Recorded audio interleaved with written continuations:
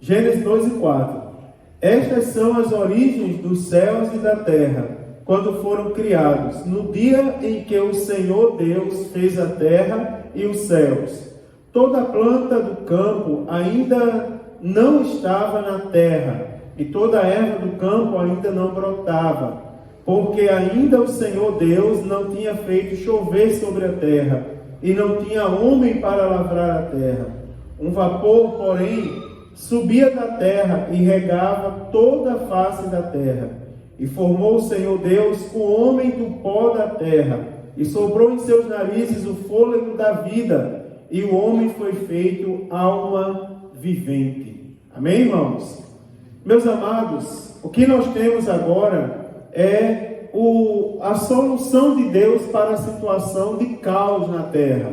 Você observa que a Bíblia Sagrada, ela destaca que Deus não tinha feito chover, não brotava ainda erva no campo, e a Bíblia Sagrada, ela coloca como destaque a importância do homem nessa história toda. É porque a Bíblia diz assim: e não havia homem para lavrar a terra.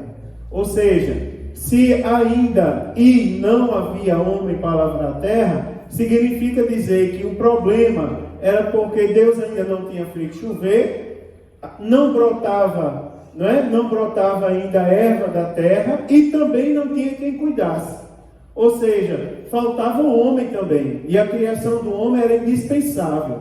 Eu estou falando isso porque eu estou na sequência ensinando os irmãos sobre o credo oficial da nossa igreja, e hoje eu chego ao ponto de número 7, que fala sobre o homem. Vamos falar nas próximas 2 terças-feiras, falar um pouco sobre o homem. Então, o homem, irmãos, a Bíblia diz no versículo 7, e formou o Senhor Deus o homem do pó da terra, e soprou em seus narizes o fôlego da vida, e o homem foi feito alma vivente. O que significa? Significa, irmãos, que nós cremos, professamos e ensinamos, nós crentes assembleanos, que o homem é uma criação de Deus. Indiscutivelmente, nós cremos que a Bíblia é a palavra de Deus. Próximo ponto eu vou falar sobre as Escrituras, mas por enquanto eu vou falar sobre Deus, sobre o homem. E, lógico, eu vou falar sobre Deus, mas o destaque é o homem, sobre o homem. Quem é o homem? Nós cremos, professamos e ensinamos, primeira coisa que a gente tem que ter consciência, que o homem é uma criação de Deus. Isso tem implicações, irmãos, para a nossa vida de fé. Nós temos que ter a certeza que quem criou o homem foi Deus. Agora, como vamos ter essa certeza? Porque está escrito na Bíblia. A Bíblia diz de maneira clara, no versículo 7, que o Senhor formou o homem do pó da terra e soprou em seus narizes o fôlego da vida. Nós não acreditamos que o homem é fruto da evolução. Não acreditamos nisso. Nós não acreditamos que o homem veio de uma ameba. Não, irmãos. Isso aí, a ciência, ela não está acima de Deus. Pela minha formação secular, é cientista. É na área das ciências. Agora, as ciências, eu tenho plena consciência, apesar da sua importância, que ela não está acima de Deus. Deus está acima da ciência. Os cientistas só são cientistas porque Deus permite que eles sejam cientistas. O homem não veio de uma ameba. Eu acho que é até uma ofensa para alguém, não é verdade? Você imagine assim, todo o respeito que eu tenho aos irmãos, olhar para qualquer um dos irmãos e dizer assim: o seu antepassado foi um animal, foi uma ameba. Você veio lá de uma ameba. Sem falar, se os pronunciasse uma palavra que hoje em dia soa como um termo pejorativo. Tipo dizer assim: você é descendente do macaco. Não é, irmãos? Porque tem pessoas que ensinam por aí, inclusive em igrejas, que o homem é descendente de um macaco. Eu não sou. Tá certo, irmãos? Eu não sou. Eu sou criação de Deus. E você também é criação de Deus. Quem lhe formou foi Deus. A ciência, irmãos, tenta clonar o homem, mas nunca vai conseguir. Nunca vai conseguir. Mas já conseguiu um animal que morreu com imperfeições, com doenças misteriosas, que a própria ciência não consegue explicar o que aconteceu, nem vai conseguir explicar nunca, porque quem soprou o fôlego da vida foi Deus. E o que Deus faz, irmãos, só Ele pode fazer. Porque, na verdade, porque se Deus fizesse coisas que eu posso fazer, Ele não seria Deus. E o que Deus faz, só Ele pode fazer. Deus foi quem formou o homem. Nós não podemos esquecer isso. Nós sabemos, irmãos, que o homem é uma criação de Deus. Primeiro, nós não vamos acreditar nas teorias que até hoje lutam para tentar comprovar, mas estão longe disso. Construir um equipamento para acelerar uma partícula e causar uma grande explosão para provar de onde nasceu o universo. Já explodiram o equipamento várias vezes e essa explosão ainda não aconteceu até hoje. Nem vai acontecer, porque quem criou tudo foi Deus. Enquanto não admitirem que foi Deus, vão endoidar, vão morrer, vão explodir e não vão encontrar a solução, porque a resposta está nas nossas mãos.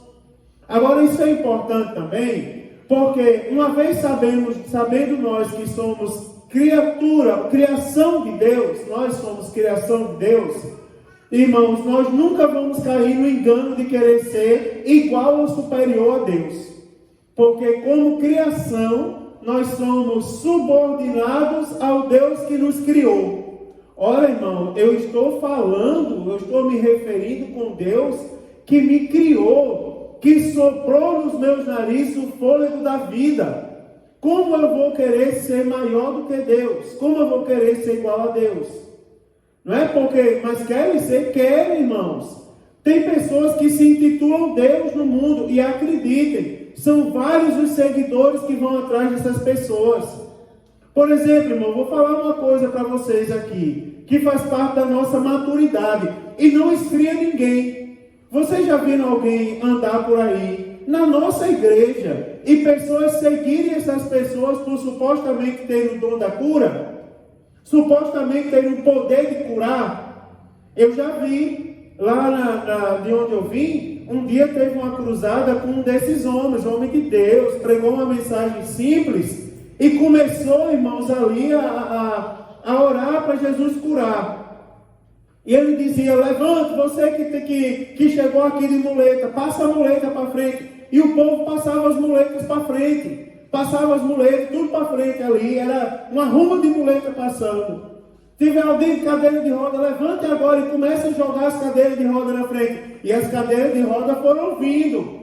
E as pessoas estavam praticamente pegando aquele homem e colocando sobre os ombros assim, porque era um homem muito poderoso. E o meu pastor desse jeito, ó. E aquele fogaréu era um que corria, Aldemar, sabe, desesperado. Meu Deus, eu nunca vi isso na minha vida, tanta gente sendo curada. E o pastor assim, ó.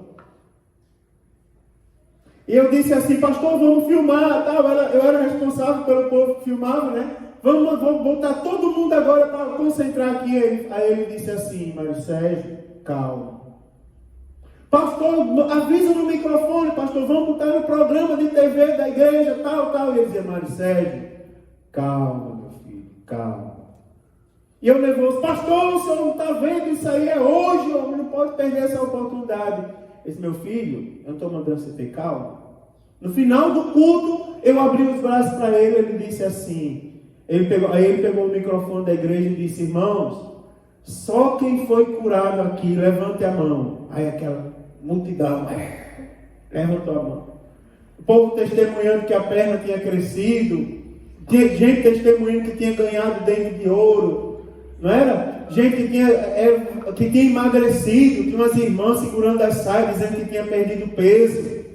E ele disse assim: só quem foi curado, amanhã eu lhe espero lá no meu gabinete. Vocês aí que levantaram a mão foram curados, eu lhe espero lá no meu gabinete para eu gravar uma entrevista com vocês quando está no programa. Sabe quantas pessoas foram no gabinete dele no outro dia? Nenhuma. Aí ele disse assim: é porque Deus não cura? Ele disse: não, Mário. Porque até eu fiquei com dúvida. Ele disse assim, ele falou para mim: Mário Sérgio, os que forem amanhã lá no meu gabinete, você filma. De manhã logo cedo eu estava lá, não fui nem trabalhar. Não apareceu ninguém. Aí ele disse assim, é porque Deus não cura? Não, Deus cura, rapaz. Deus cura e só Ele pode curar. O problema é porque o foco ali não estava em Deus. O foco estava naquele homem. E a gente tem que ter cuidado, irmãos. Porque sem querer a gente coloca pessoas acima de Deus. Né? Ou a gente coloca pessoas como se fosse o próprio Deus. Você observa, se o nosso culto for focado em Deus, os milagres acontecem. Naquela mesma igreja, eu vi surdo mudo de nascença falar e sair gritando na igreja. Naquela mesma igreja, eu vi um dia uma menininha de cadeira de roda andar no meio da igreja. Jesus curou, levantou ela dali. Mas naquele dia na cruzada, ninguém foi curado. E o pastor respondeu, ele disse, é porque o foco não estava em Deus, estava no homem. E o homem precisa compreender, irmãos, isso aqui é importante, que ele é uma criação de Deus. Olha, a gente aprendeu na escola dominical exaustivamente sobre os dons. E eu repito, os dons espirituais não pertencem a gente, irmãos. Eles pertencem ao Espírito. E a própria Bíblia diz, o Espírito é quem distribui da maneira como Ele quer. O objetivo, o nome de Deus ser glorificado e a igreja ser edificada. Se Ele não conceder, se pelo Espírito não for dado, a ninguém é dado. Irmãos, nós somos criação de Deus. Agora, tem mais coisas para falar aqui. Primeiro, nós somos criação de Deus. Não somos produto da evolução, de uma explosão do universo. Não somos produto de várias outras coisas aí, de um passe de mágica, não é de uma varinha de condão, não é isso. Deus criou o homem. Agora tem um detalhe que a gente não pode esquecer. Como Deus criou o homem? Antes da gente definir o homem, a primeira coisa é que quem nos criou foi Deus. Não somos fruto dessas teorias. Nós, como criação de Deus, Deus é superior a gente não pode esquecer isso. Agora tem outra coisa. Deus criou o ser humano macho e fêmea. Quer ver? Você está com a Bíblia aberta no Gênesis. Vire aí ao Gênesis, capítulo 1, versículo 27. Olha só o que a Bíblia diz. O que as pessoas falam é problema das pessoas. Agora, o que a Bíblia fala? Gênesis 1 e 27 diz assim: e criou Deus o homem à sua imagem. A imagem de Deus o criou, macho e fêmea o criou. Isso é importante, irmão? Claro que é importante nós sabermos isso. Não somos bombardeados todos os dias com teorias que tentam contrariar isso, as quais eu não vou evidenciar agora, porque todo mundo sabe o que eu quero dizer. Nós temos que entender que somos criação de Deus. Agora, também temos que entender o quê? Deus criou macho e fêmea. Macho e fêmea, irmãos, implica aqui nós sabermos, mesmo que superficialmente nesse momento, depois eu vou me aprofundar, nas responsabilidades de serem macho e fêmea. Por exemplo, ontem eu estava dando uma palavra para os homens no círculo de oração masculino, e eu estava dizendo para eles que boa parte das coisas que a gente faz na nossa igreja não tem respaldo bíblico, mas não é antibíblico. Por exemplo, o círculo de oração não foi assim, alguém pegou a Bíblia e disse, aqui está na Bíblia o círculo de oração, vamos criar. Não foi assim que foi criado. O círculo de oração, que é uma marca da nossa igreja, foi criado por uma necessidade. Lá no Recife, uma irmã chamada Albertina tinha uma filha que tinha uma doença crônica e estava condenada à morte, e se reuniu com um grupo de irmãs para orar em círculo. E daquela oração, Deus curou a filha da irmã Albertina e ela morreu de idade avançada, de velhice. Daquilo ali se oficializou um dia o círculo de oração na Assembleia de Deus no Brasil, a exemplo do que acontecia na cidade do Recife, né? Conhecido no Brasil inteiro hoje. Aí eu estava dizendo para os homens que depois criaram o círculo de oração dos homens. É como se o círculo de oração dos homens fosse o que sobrou das mulheres, não é? É assim, sobrou. Vamos pegar os homens que querem orar, que tem os homens frustrados porque só a mulher tem círculo de oração, e vamos fundar um círculo de oração para eles. Aí eu disse assim, vamos olhar a Bíblia. É porque a Bíblia diz assim, a Bíblia diz que quando Jesus foi para o céu, aí ele nos chamou, mandou, ordenou aqueles que estavam ali naquele momento, que ficassem em Jerusalém, até que do alto fossem revestidos de poder. Aí a Bíblia diz que eles foram a Jerusalém, onde habitavam os apóstolos, e se reuniram lá, cerca de 120 pessoas. Aí alguém diz assim, mas espera aí, pastor, é porque a Bíblia diz que Jesus fez menção aos homens, Jesus mandou os apóstolos, porque naquela época, por uma questão cultural, só se fazia menção aos homens, né? Eu digo, não, rapaz, vai ler a Bíblia, porque a Bíblia diz assim, Atos 1, que estavam lá no cenáculo reunidos os apóstolos, aí diz, com as mulheres, né? Ou seja, faz menção às mulheres, então não é uma questão cultural. Estavam lá os homens com as mulheres, e estava lá Maria e os irmãos de Jesus. Olha só que como é interessante a Bíblia Sagrada. Parece que há um respaldo bíblico para o círculo de oração masculino, não é? E parece que o círculo de oração deve ser dirigido pelos homens, não é, Eduardo? Que Jesus não mandou os homens. Aí foram lá os homens, vão lá, varões galileus. Por que vocês estão olhando aqui, não é? Porque esse que vocês viram subir aos céus, um dia ele vai voltar. Não é assim? Faz menção aos homens, varões galileus, diz senhoras galileias, varões galileus. Aí manda os homens para o cenáculo, mas estavam lá os homens com as mulheres. Significa, parece que tem respaldo para o círculo de oração masculino, mas não tem para o feminino. Aliás, tem, mas só que é assim, que parece que o círculo de oração devia ter sido fundado para os homens. E as mulheres eram quem devia sentir ciúme dos homens. E aí, devia ser a igreja lotada de homem e aquele pouquinho de mulher. Mas é o contrário, né? É aquela multidão de mulheres e parece que os homens vão à força. Não é verdade, irmãos? Mas a Bíblia diz, traz responsabilidade para os homens e para as mulheres.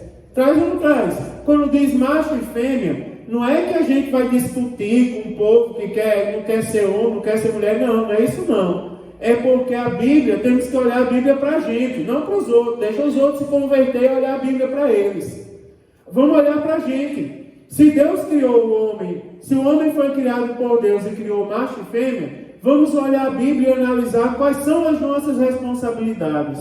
Como homem, o homem tem que ser trabalhador, tem que sustentar a própria casa, tem que ser o sacerdote do lar, tem que ter os filhos em sujeição, tem que ser marido de uma só mulher. Não tem responsabilidade para os homens?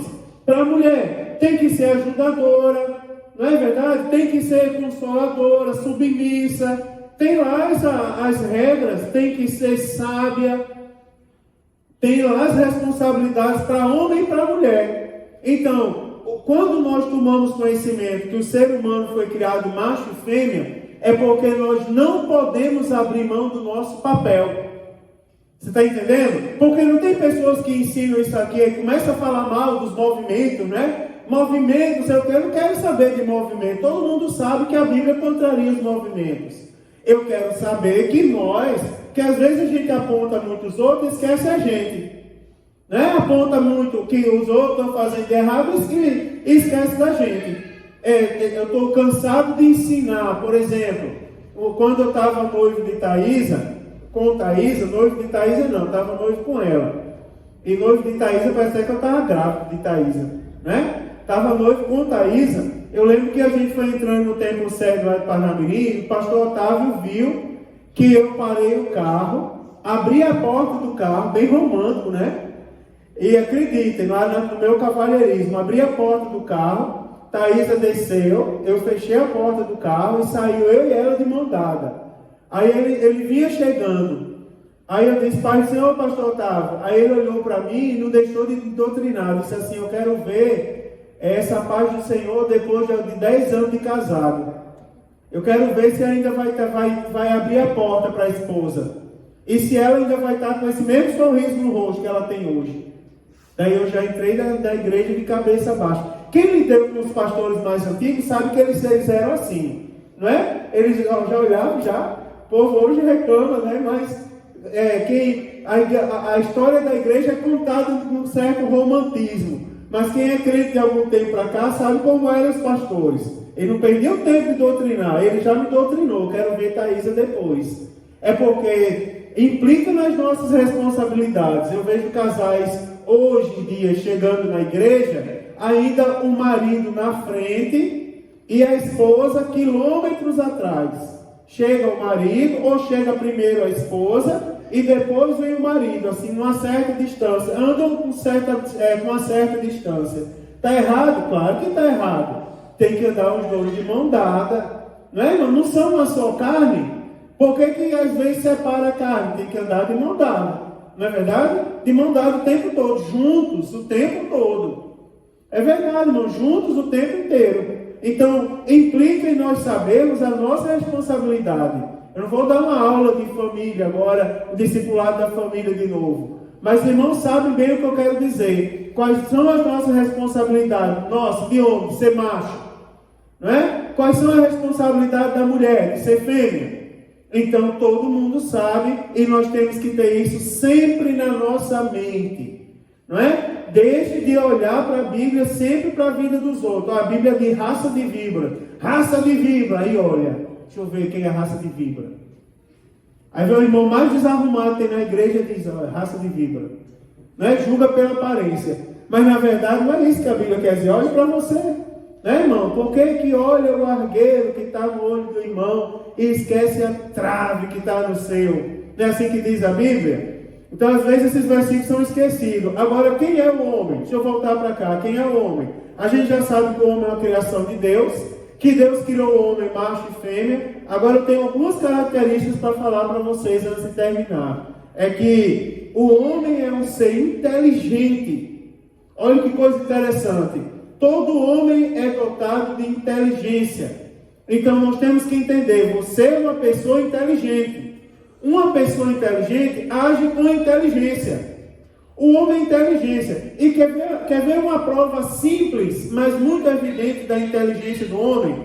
O homem não ficou inteligente depois de determinado momento da história, não. O homem já foi criado com inteligência. Quer ver uma prova antes da gente ler na Bíblia? Só para lembrar do que vocês já sabem. É que Deus olhou para o homem e deu ao homem a capacidade ou a oportunidade de dar um nome aos animais. Se o homem não tivesse sido criado com inteligência, ele seria capaz de dar um nome aos animais? Não seria. Mas você observa, o homem foi criado um ser inteligente, feito à semelhança de Deus. Olha o que nós somos. Nós somos inteligentes. Se somos inteligentes, temos que agir com inteligência. Como é que um crente age com inteligência? Eu vou lembrar para os irmãos, andando em conformidade com a palavra. Um homem inteligente, ele não busca explicações do seu próprio conhecimento. Quer ver uma evidência da falta de inteligência do mundo? É porque o mundo quer dar explicação para tudo, irmãos. Se você vai chamar a atenção de uma pessoa, não é? Domingo uma pessoa me questionou sobre a estatura de um anjo. Aí eu disse, irmão, mas a Bíblia não fala a estatura de um anjo. Mas o anjo apareceu em forma de homem. Sim, Deus apareceu em forma... O Apocalipse tem hora que fala de Deus com um monte de cabeça, um monte de chifre, um monte de coisa. Não significa dizer que Deus seja aquilo. A maneira de Deus aparecer, né? A maneira de Deus aparecer ao homem, não significa que seja a imagem de Deus. Porque a mesma Bíblia diz que Deus nunca foi visto por ninguém. É a maneira de Deus aparecer. Por exemplo, alguns irmãos teve uma visão já de um homem de branco falando para você algumas vezes e descreve como era esse homem. Quando eu fiz o estágio missionário na tribo dos índios, o índio teve uma visão com Deus andando por cima das águas. Daí a gente perguntou, como era o Deus que você viu? Como é que ele estava vestido? Ele disse que o rosto era como o sol, ele tinha o cabelo branco e comprido, mas ele disse que ele andava nu como a gente. E aí, quer dizer que Deus é nu?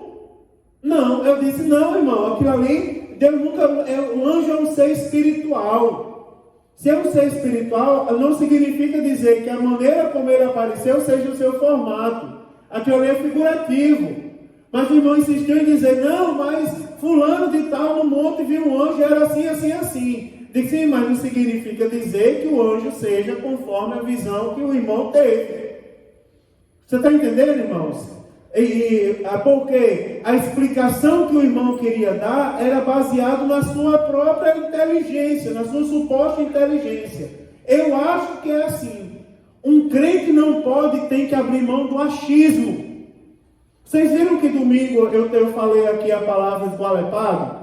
Eu falei que eu lembrei do gaúcho, que o gaúcho disse que rapaz solteiro era esgualepado. E eu disse assim, irmão, mas eu acho que esgualepado é quem lê a Bíblia. Aí de repente eu disse, meu Deus, não sei se eu falei alguma besteira. Que eu realmente não tinha olhado no dicionário que era esgualepado. Quando eu cheguei em casa, que eu liguei meu celular, chegaram 9 mensagens.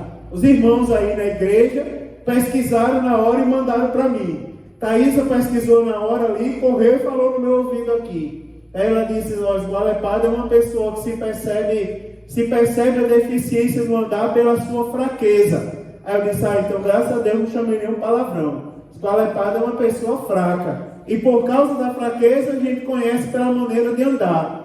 Não é? Agora, você observa que eu fiquei preocupado porque eu comecei a falar do que eu achava que era. Eu achei que era uma palavra engraçada. Né? E agora, a gente se dá mal quando a gente quer agir conforme o nosso pensamento. Agora, é interessante estudar isso aqui para a gente entender que o homem foi feito uma criatura inteligente. Agora, a primeira prova da inteligência do homem, tem várias. Por exemplo, Deus olhou para o homem e disse, de tudo comerás, menos do fruto, conhecimento do bem e do mal. Ou seja, Deus mostrou que o homem era capaz de discernir. Agora, o homem era capaz de discernir conforme o mandamento de Deus. O homem só foi capaz de dar um nome para os animais, porque o homem podia botar um apelido no animal. Olhar um animal que ele acha estranho, tem uns animais que são estranhos. Já viram o tamanduá? É ou não é estranho aquele bicho? É estranho. Se olhar um tamanduá, você não imagina um bicho daquele, como é que ele consegue viver. Mas você olha o tamanduá, não é um bicho pequeno. O tamanduá bandeira é mais ou menos desse tamanho aqui, se você nunca viu um. É grandão, 1,20 m, 1,30 m de altura. Um bicho extremamente estranho, come milhões de formigas por dia. O homem podia olhar para aquele bicho e dizer, o narigudo, botar um apelido, não é? Parece não sei quem. Naquela hora, lembrar do apelido de alguém com nariz grande e botar o apelido do tamanduá. Mas o nome só pegou porque Deus disse a ele, deu nome para os animais. Então você observa, o que pegou não era o apelido, o que pegou foi o que Deus mandou ele fazer. Ou seja, um homem inteligente, um crente inteligente, é o que tem as suas convicções baseado na Bíblia. O irmão ainda me questionou a noite inteira. Pastor, mas o senhor não aceita? Não, querido, não é que eu não aceite. Eu entendo o que você está dizendo. Mas você tem que compreender que a gente tem que andar conforme a Bíblia. Se não tem na Bíblia, não tem o que a gente discutir. Está entendendo, irmãos? Como é que você vai ser conhecido como uma pessoa inteligente? Eu tive pastor semi-analfabeto. Sabe o que é uma pessoa semi-analfabeta no Brasil? Vou dizer aos irmãos. Semi-analfabeto é uma pessoa que sabe escrever o nome. Não é? É semi-analfabeto. Se não sabe escrever o nome, é tido por analfabeto. Agora, no Brasil, escrever o nome é semi-analfabeto. Eu tive um pastor que só sabia escrever o nome muito mal. Agora, era tido como um homem extremamente sábio. Por quê? Quando ele pegava o microfone, ele dizia, a minha alma se exalta no Senhor. E começava a recitar salmos, recitar a palavra de Deus. De cada 10 palavras que ele falava, 9 estavam na Bíblia. Por que ele era tido como um homem sábio? Porque ele não fazia uso das suas palavras. Ele fazia uso da palavra de Deus. E quando o dia que eu estava lá, no dia que o presidente nacional foi lá e disse, pastor, quem o senhor vai indicar para ficar no seu lugar? Na presidência da igreja. Aí ele olhou para ele e disse assim, o senhor me autoriza a orar? Aí ele disse, sim. Aí ele levantou, deu as costas e saiu. Eu vou orar, amanhã eu lhe dou a resposta. E saiu. Era tido como homem sábio. O homem foi feito um ser inteligente, à semelhança de Deus. Por que o homem é a semelhança de Deus? O homem inteligente foi feito à semelhança de Deus. Por quê? Porque ele anda conforme a palavra de Deus. Você vê que não é igual, é a semelhança. Porque se o homem olha a palavra de Deus, significa que as atitudes são semelhantes às atitudes de Deus. Agora tem que andar conforme a palavra. Me diga uma coisa, irmãos. Quem mandou, quer ver uma coisa? Ó, meu lado assembleano, Mário Sérgio, assembleano, quer ver? Vou falar uma coisa para você. Por que eu quero que os obreiros da minha igreja, tudinho use terno e gravata aí? Todo mundo tem que estar de gravata. Todo mundo tem que estar de gravata. Não quero ninguém aqui de mortalha. Todo mundo de gravata. Por quê? Mas isso é radicalismo, pastor. Isso não existe mais. Irmão, me diga uma coisa. Deus, quando mandou fazer o tabernáculo, aí ele disse assim ao tabernáculo, a Moisés. Ele quem determinou as vestes sacerdotais. O povo ia lá levar o sacrifício, mas o povo não entrava no Santo dos Santos. Quem entrava era o sacerdote, com as vestes que Deus determinou. Você observa, irmãos, um médico, você conhece um médico no hospital, porque ou ele está de jaleco ou de roupa branca. Eu fui visitar um irmão uma vez no hospital e fui lá de branco. Não foi proposital. Quando eu cheguei na recepção do hotel, do hospital, a moça disse assim: boa noite, doutor. Só vai visitar quem? Fulano de tal. Aí ela pegou e me deu um crachá de médico. Foi. Porque eu estava de branco. Né? Não vou contar o resto da história para vocês. Mas você observa, se conhece o médico pela roupa que ele usa. Você vai no tribunal, o juiz, ele está com a toga. Aquela capa preta do Batman que o juiz usa. Aquilo ali chama toga. Não é? Simboliza a autoridade do juiz. Né? Os juízes, eles, quando vão julgar, não é assim, Claudinha? Eles colocam a toga, né? Significa ali a autoridade que ele tem, o poder que ele tem para julgar. E os profissionais são reconhecidos, inclusive, pelas vestimentas. E por que os crentes não podem ser conhecidos pela maneira como se vestem? Não estou falando de saia, e eu vou falar da gente, dos sacerdotes. Os sacerdotes têm que ter uma maneira de se vestir. Mas por que, pastor, você está falando isso? Falando de vestimentas hoje? Não. Eu estou falando, irmãos, que nós temos que andar à semelhança de Deus. Eu chego nos lugares às vezes, aí quando as pessoas dizem assim, ó, tá todo mundo falando mal. Há poucos dias eu cheguei num lugar, estava uma bagunça danada. Aí eu cheguei num lugar e me sentei, cruzei minhas pernas. Aí o homem veio e disse assim: senhor, você está esperando quem? Ele: não, eu fui convidado aí para a solenidade. Aí ele disse assim: o senhor que é o pastor? Eu disse sim. Aí eu ainda perguntei, porque todo mundo olhou para mim e todo mundo se calou. Aí eu disse assim: mas por que você perguntou se eu sou pastor? Ele disse: não, porque o senhor é o único que está de terno e gravata e com a Bíblia na mão.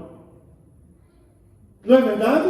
Porque no momento que eu, como pastor, eu me visto de uma maneira diferente, estou falando de mim, estou falando dos irmãos, eu como pastor, na minha função de pastor, obreiros na função de obreiros, nós estamos à semelhança de Deus. No momento que você toma decisões, quer ver uma coisa, irmão? Eu vou falar um pouco da semelhança de Deus. Uma pessoa que está à semelhança de Deus não fala qualquer palavra. Não é? Ah, chamei um palavrão, pronto, falei. Pronto, falei. Hoje é comum isso no WhatsApp. A pessoa manda uma mensagem para você, pronto, disse.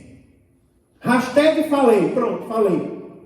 E não é a semelhança de Deus essa pessoa. Não é a semelhança de Deus. Uma pessoa que é a semelhança de Deus, olha só, irmãos, que é semelhante a Deus, ela não fala qualquer coisa. Ela não anda de qualquer maneira, não se comporta de qualquer maneira. Veja que a roupa é só uma consequência. O caráter vai dizer tudo. Ela não se comporta de qualquer maneira. Ela faz a seguinte pergunta: o que será que Deus fazia? E se fosse Deus no meu lugar, como será que ele agiria? Você observa como é que Deus lidar com uma pessoa rebelde. Aí você não imagina uma pessoa lá de fora, não. Imagine você. Eu vou imaginar eu agora e você imagina você. Como é que Deus trata você com a sua rebeldia? Ele pega, você amanhece o dia, dobra o joelho, pede perdão a Deus e você sente que Deus está lhe dando uma nova chance de você recomeçar. Aí como é que a gente quer tratar as pessoas rebeldes? Queima no fogo do inferno. Não é? Faz um fogaréu e joga todo mundo dentro. Não estou dando respaldo para ninguém ser rebelde. Eu estou falando das nossas atitudes. Não é porque alguém pisou no meu pé que eu vou responder com palavrão.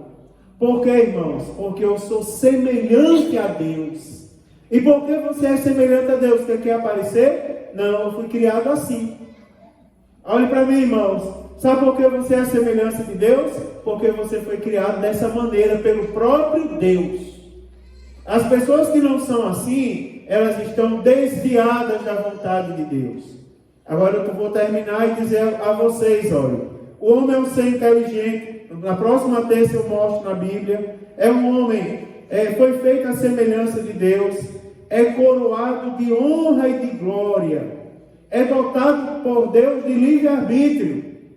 Né, irmãos? Vou fazer a pergunta: Deus obrigou alguém aqui a vir aqui hoje? Você foi obrigado por Deus a vir aqui? Não, você escolheu vir aqui. E cá para nós, você fez a melhor escolha, porque Deus já colocou no meu coração dizer para você que Ele estava abençoando a sua vida hoje. Então não tenho dúvida que você fez a melhor escolha para estar aqui hoje. Nós somos dotados de livre-arbítrio, ou seja, nós somos dotados de liberdade para escolher entre o bem e o mal. Aqui eu termino, irmãos.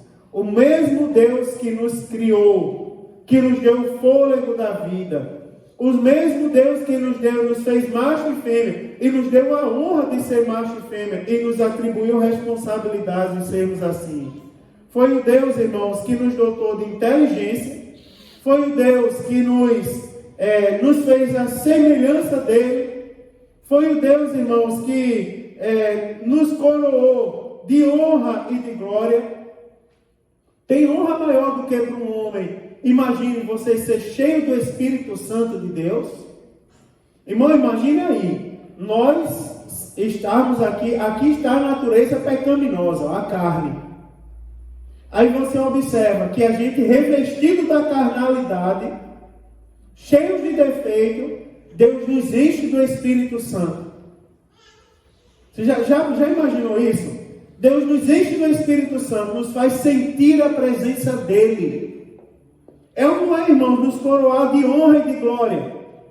Agora quer ver uma coisa mais sensacional, que não dá tempo para explicar agora, dizer para os irmãos as consequências disso, vai ficar para a próxima terça, é Deus nos dotar de livre-arbítrio. Deus nos dá a capacidade de nós escolhermos entre o bem e o mal. Saiba você, irmãos, uma coisa, que tomar uma decisão boa ou ruim é decisão sua, é decisão nossa. O médico passou um remédio para mim. Eu já disse para você que eu não vou falar mal de médico, porque a gente tem profissionais de saúde na nossa igreja. Ser médico não é pecado. Eu tenho até irmãos que são, meu irmão é da área de saúde, meu irmão mais velho. Agora sim, aquela médica, ela tem um negocinho ali.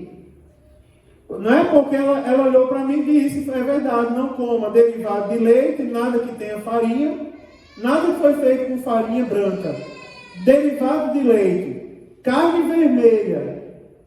Aí, lá no Nordeste, lascado é palavrão. No Sul não é. Não é? No Sul não é. Mas eu digo assim: lascou, pronto. Não é, meus irmãos? Porque não pode comer derivado de leite, nada de feito de farinha branca, nem carne vermelha. O que é que eu vou comer? Aí só pode comer folha e carne branca. E assim, a melhor refeição é o café da manhã. Não é? A melhor refeição é o café da manhã. Aí ela disse, meio-dia, se for comer arroz, é uma colherzinha de sopa. E cá para nós, mas no YouTube, o pai fica me pastorando. E à noite comer uma fruta. Aí eu tenho a opção, sabe o que, irmão? De desobedecer.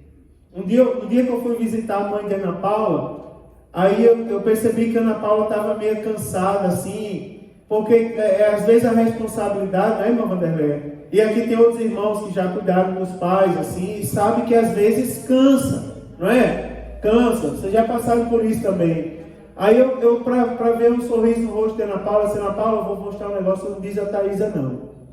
Aí abri a porta abri o carro, Aí eu disse, olha o que eu tenho na porta do meu carro, eu não posso. Daí tinha uma vasilhinha cheia de biscoito, de chocolate. E tinha uma caixinha de bis. Eu digo, olha aqui, não diga Thaisa não, isso aqui faz de conta que eu não tenho isso. É quando bate a tentação, não é? Mas você não pode, criatura. Mas me diga uma coisa, a escolha é nossa. É ou não é, irmãos?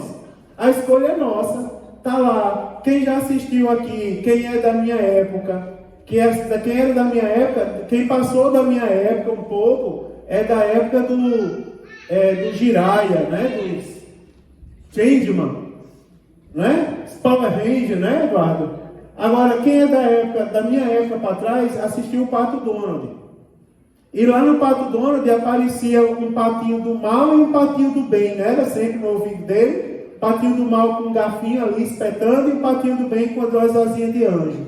Falando, fale mal, eu dizia, fale bem, faça maldade, faça coisa boa. Agora é assim, ó, você observa, estava lá um no ouvido, outro no outro. Agora a escolha era de quem? Era do Pato Donald. Mas já pensou que comparação do pastor para ensinar a gente hoje? Está chamando a gente de Pato Donald? Não. Eu estou lhe fazendo entender, se você não entende ainda, o que é livre-arbítrio. É a capacidade que Deus deu ao homem de escolher entre o bem e o mal. A escolha é nossa, irmãos. Eu vou terminar hoje dizendo assim, ó, o que é que nós vamos escolher? Chamar palavrão, a escolha é nossa. Sabia disso? Mentir, a escolha é nossa. É verdade, irmãos. Zombar das coisas de Deus, a escolha é nossa. Você sabe que está errado. E por que faz? Porque Deus lhe deu livre-arbítrio. É para você escolher entre o bem e o mal. Não é interessante isso, irmãos? O homem foi dotado da capacidade de escolha. Que Deus nos abençoe e que as nossas escolhas, irmãos, continuem a glorificar a Deus na nossa vida. Eu vou falar uma coisa para os irmãos para terminar. Lute para ser cheio de Deus, irmão. Esses dias eu tenho lutado para ser cheio de Deus. O inimigo já ouviu dizer isso. Todo dia ele cria uma situação para eu não ser cheio de Deus. Mas eu disse a vocês que eu estou com um grito preso no pulmão. Sabe assim, a qualquer momento eu explodo. Qualquer momento. Pode ser no culto da vitória, quinta-feira. Quando o irmão Samuel estiver pregando aqui, não se estranhe se eu sair correndo no meio da igreja, cheio de Deus. Porque eu estou com vontade de fazer isso. Agora, eu vou dizer uma coisa a você. Lute para continuar assim. Lute para continuar assim, porque a guerra é para você escolher para o mal. Mas em nome de Jesus, irmãos, Deus vai nos dar graça e nós vamos continuar escolhendo o bem. E eu vou continuar, irmãos, escolhendo o quê? Ser cheio da presença de Deus. Vamos ficar de pé e vamos orar nesse momento?